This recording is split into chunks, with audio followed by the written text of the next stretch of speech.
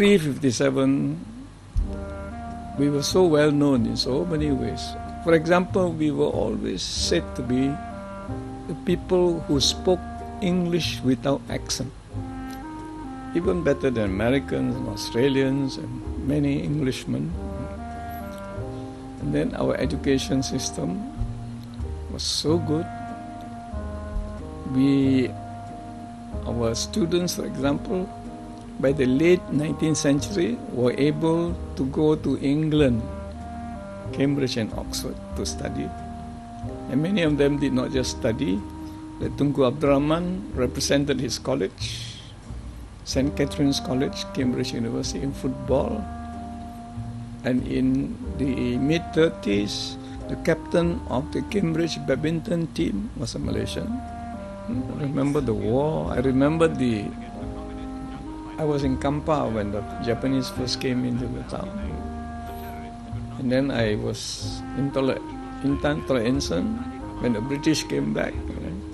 And how when the British military trucks came in the town, we ran after the trucks because they were throwing chocolates to the children. I was born and bred in Pasar Road. The Pasar Road and Imbi Road was monopolized all by government servants, and all our parents were all the civil service. And there were only 3 popular schools at that time: Victoria Institution, Methodist Boys School, St. John's. And then for girls, it was Bukit Anas Convent, St. Mary's Convent, and Bukit Pindang Girls School, and Puri English Girls School. It was quiet, peaceful. The races mingled. If you look at the pictures, we were really multiracial, There were no other schools then.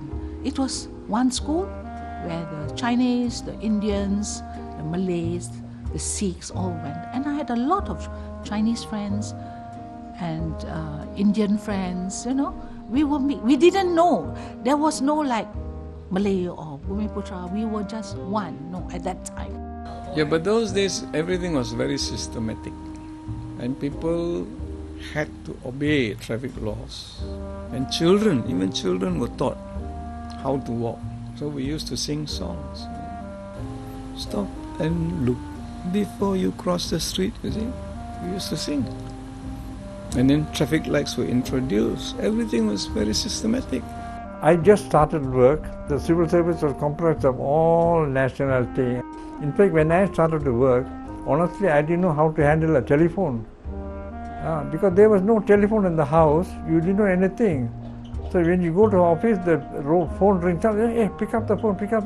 Then you go and pick up the phone and you talk. That's the time we learned how to use the phone. 57 was an important turning point. I must say that we were not quite prepared for it. There was too much emphasis on freedom. The young people were not told that the exercise of freedom is not without boundary. And I was there at the Padang on 30th night on the eve. At 8 o'clock we gathered at the Ceylon restaurant, had dinner. And then after we casually walked to the Padang, it was about 9:30, and we saw people gathering. Most of these are shopkeepers after shop closing from Ampang Street, Balta Road, High Street, Petaling Street. They were gathering, and slowly the numbers started increasing, and most of them were looking at the clock tower because the announcement was Merdeka is at 12 o'clock to be announced. And at the stroke of midnight, the clock tower, there was this clock tower at the State Secretariat. When it was about to chime 12 o'clock, you can see the Union Jack being lowered. It was so symbolic. And then it was our flag, the Federation of Malaya flag, went up on the flag post. Then there were shouts of what Tunku said. I still remembered, I wrote it in my book, and he said, at the stroke of midnight, a new nation is born, a nation that will stand forth and independent. And the crowd shouted, Merdeka! Merdeka! 7 times, and I followed the crowd. So in spite of being young, I felt this in my heart, At around 12 o'clock, Tunku started to speak. He spoke in English and he spoke in Bahasa for some time. And it was interesting to talk about how we have attained independence. The main topic was on how the unity of the people and the understanding, unity, and he was harping on the word supaya, supaya every time. So after when the speech was over, there was few of these Indian money lenders, from Ampang Street. They came up to me and said, "Anne, I want to ask you something." I said, "What's that?" The Tunku was talking about the supaya, supaya. Who is this chap, supaya? So I said, "No, he's not referring to anybody." "No, because we go to the municipality to take our license. There is one gentleman by the name of Supaya who is the financial officer. So we thought we were referring to him and calling him Supaya." I said, No. He was not referring to any individual. Actually, what he was trying to tell in the speech was Supaya and Bahasa. In order to gain independence, we must understand each other. So he was using the word Supaya, Supaya. So it doesn't mean to any particular person. "Oh, I see. Then they gathered the information. All these people gathered was the British were going away, the locals were going to take over, and that's all they knew about it. So I had to tell them something roughly about what will take place after independence, how the government will be run by the locals. Independence was not simply a matter of achieving freedom.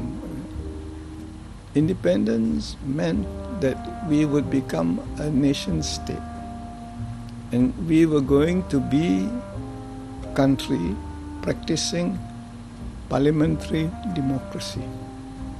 So we would have a constitution, and the rule of law would be very, very important. Merdeka! Merdeka! Merdeka! Merdeka! Merdeka! Merdeka! Merdeka! The next morning, I asked my father, "Can I follow you to the stadium?" He said, "Of course, you can follow me." So I went just with him. My younger brothers, my sister was too young to follow. So I just followed him because he was on duty. So he put me, I was alone. Then there was this big dais in front of the middle of the stadium. There were all the sultans sitting resplendent in the songket, blues, gold, orange, There were 2 Europeans there, Englishmen. There was the Duke of Gloucester, who was the Queen's representative, and he was wearing white, all white, and with the pelmet, the white hat type with feathers. And there was also the last High Commissioner of Malaysia, Sir Donald McGilvray. So then he handed the Proclamation of Independence to Tunku Abdul Rahman. Then, after he handed it, then the flag was raised again, and Tunku Abdul Rahman also again shouted, "Merdeka!" The crowd said, "Merdeka!" I followed and 7 times he said that. Then there was the roar of this cannons, bursting out. So you can see it, you can hear, you don't see, but you hear the cannons being fired. So it was so touching. And at that time, I felt we had the Merdeka, independence, without any bloodshed. There was no bloodshed, and we had it in a peaceful way.